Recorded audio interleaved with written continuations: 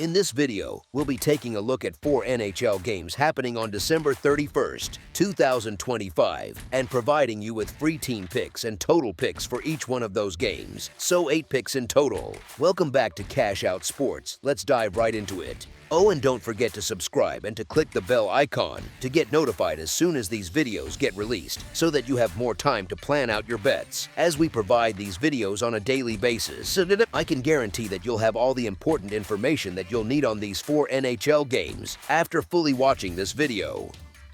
One more thing before we start, if you would like to gain access to our best exclusive sports picks to take your journey to the next level, then check out our Patreon in the link down below where we offer our best single picks, parlay picks, and much more. Now let's get started. New York Rangers versus Washington Capitals. The New York Rangers and Washington Capitals close out the 2025 calendar year with a midweek matinee at Capital One Arena, with New York coming in as one of the league's most puzzling split teams, strong on the road and shaky at home.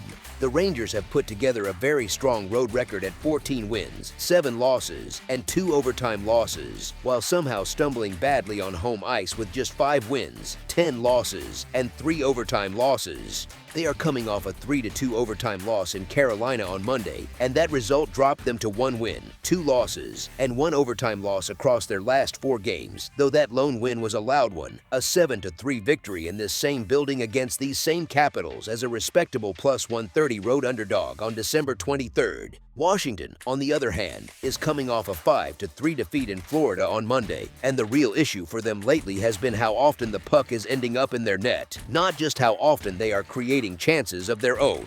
Their goalie tandem of Charlie Lindgren and Logan Thompson is in a rough patch, and the numbers spell it out pretty clearly, with 23 goals allowed over the past 5 games, which works out to 4.6 goals per game allowed in that span.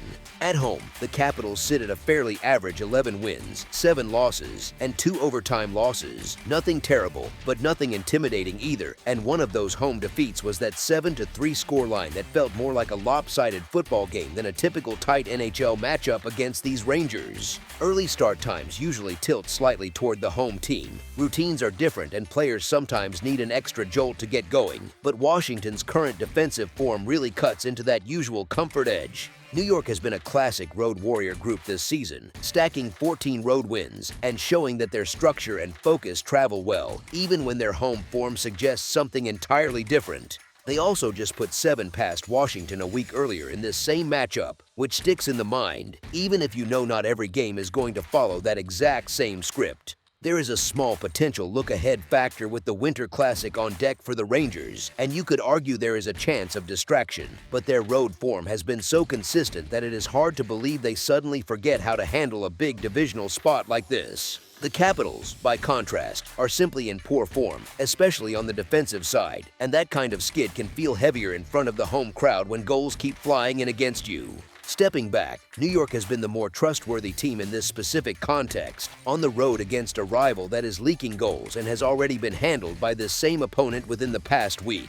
The Rangers also know that these head-to-head swings can matter in the playoff race later in the year, especially when you are trying to climb over a rival, so these are the kinds of games they should be eager to grab if they want to stay ahead of the curve. It is a strange dynamic, but the pattern is clear. New York has been a team you can trust far more on the road, while their home games are almost something you want to avoid betting on until proven otherwise. As our first pick for this matchup, the New York Rangers money line is our full game side pick. The New York Rangers are averaging 2.54 goals per game and are converting on 19% of their power play chances, which hints at an offense that can be effective, especially with the man advantage, but is not exactly a track meet offense every night. Defensively, the Rangers are allowing 2.68 goals per game while killing 80.5% of opposing power plays, so their overall profile is fairly tight, with respectable penalty killing that helps keep games from turning into track meets unless something unusual happens. On the other side, the Washington Capitals are averaging 3.18 goals per game and are cashing in on 15.2% of their power play opportunities, so their scoring output has been a bit higher on average, although their power play efficiency is not elite. Defensively, Washington is allowing 2.74 goals per game and killing 76.6% of opponents' power plays, which is slightly looser than New York on both counts. And when you layer that onto the recent 5-game run of 4.6 goals allowed per game, you can can feel why this recent stretch has looked ugly at times. Still, those season-long goals against numbers suggest they are not a defensive disaster every night, more a team going through a rough spell while normally hovering closer to league average. When you put all of this together, the season averages lean toward a more controlled scoring pace than that 7-3 outburst suggests, especially when one team is usually in the mid-2 goals per game range and the other has its scoring buoyed more by spurts than constant pressure. Early afternoon starts can sometimes sap a bit of rhythm from offenses, timing can feel off, and special teams do not always click the way they do in prime time, which can subtly push games toward a slightly lower scoring pattern. With New York's relatively stingy defensive profile and strong penalty kill and Washington's numbers that, on the whole, are closer to 3 goals for and under 3 against rather than weekly shootouts, the reasoning leans toward a total that lands under the projected number rather than another repeat of that 7-goal outburst from the Rangers. As our second pick for this matchup, under the projected total is our full game total pick.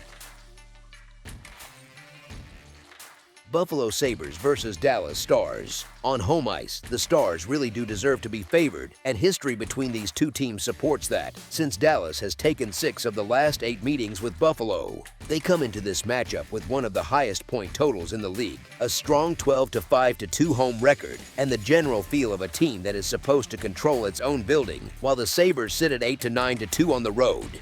Honestly, the whole conversation shifts when you look at the number because you are getting plus money with a Sabres group that has strung together 9 straight wins and has not lost since December 8th.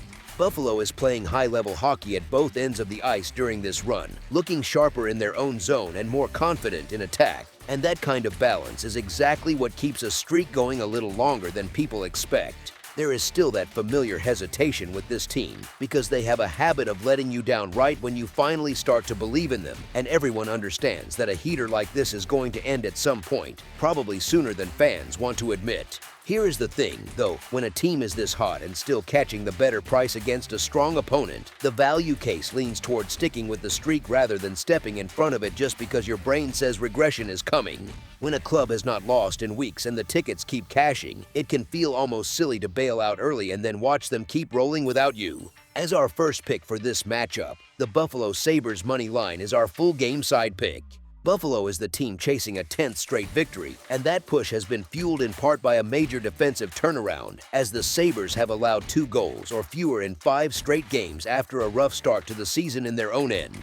That kind of stretch usually says a group is locking in its structure, getting better goaltending, or both, and that combination tends to lean toward quieter scorelines rather than wild back-and-forth trading of goals. On the other side, Dallas has not looked particularly sharp defensively over the last few games, but the larger season sample still shows a team allowing just 2.62 goals against per game, which is the profile of a defense that holds together more often than not. So you have one team tightening up and giving almost nothing away recently, and another with overall numbers that sit comfortably under 3 goals allowed per night, and that pairing usually nudges expectations toward a lower scoring script. It is easy to get distracted by the idea of a big winning streak and assume fireworks, but a lot of the time those runs are actually built on calm, controlled hockey, not constant shootouts. Taken together, the recent Sabres' defensive form and the Stars' season-long goals against figure support the idea that this matchup is more likely to land on the quieter side of the scoring spectrum, with the total staying beneath the projected number rather than exploding past it. As our second pick for this matchup, under the projected total is our full game total pick.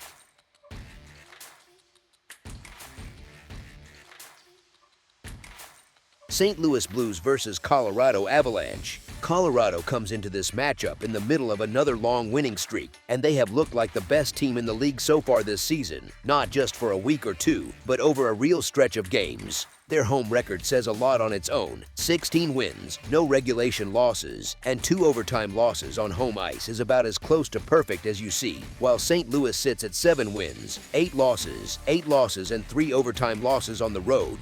That alone tilts the ice toward the Avalanche because you are asking a shaky road team to walk into a building where the home side basically never loses in regulation. The Blues have been alternating wins and losses over their last 9 games, which sometimes leads people to say they are due for a win next, like the coin has to land a certain way this time. Honestly, that kind of thinking can be a little misleading because Colorado is not a coin flip opponent. They are one of the few teams that can tilt the matchup so hard that the pattern just stops. St. Louis has been extremely low scoring this season, and when you put a low output offense up against a group that is elite at both ends of the ice, it becomes hard to sketch out a scenario where the underdog comfortably keeps pace for 60 minutes. So while the scheduling quirks and streak patterns might tempt you to look for a surprise, the more straightforward read is that Colorado's dominant home form and two-way strength give them a great chance not only to win this game, but to win it by margin rather than scraping by in a coin flip finish. As our first pick for this matchup, the Colorado Avalanche to win and cover the spread as favorites is our full game side pick. Colorado has scored 4 goals per game and has allowed just 2.18 goals against per game, with a power play sitting at 15.5% and a penalty kill clicking at 85.3% this season. That defensive number, backed by a strong penalty kill, is usually what quietly pushes games away from wild scorelines, because even if the offense is productive, the opponent does not get many easy chances to trade goals. On the other side, St. Louis has scored 2.5 goals per game and has allowed 3.38 goals against per game, while their power play is at 18.4% and their penalty kill is at 77.5% this season. Their scoring average fits the description of a low-scoring team, and when you combine that with a matchup against a defense that gives up just over 2 per night on average, it becomes harder to picture them suddenly exploding offensively in this particular spot. Colorado's ability to limit goals against, along with St. Louis's modest scoring output, leans toward a game where the Avalanche can still control things without the total spiraling too high. Putting those pieces together, you have one team that scores well but defends even better, and another that struggles to fill the net, and that blend points more toward a controlled, lower-scoring result than a track meet where both sides are trading 4 or 5 goals. As our second pick for this matchup, under the projected total is our full game total pick.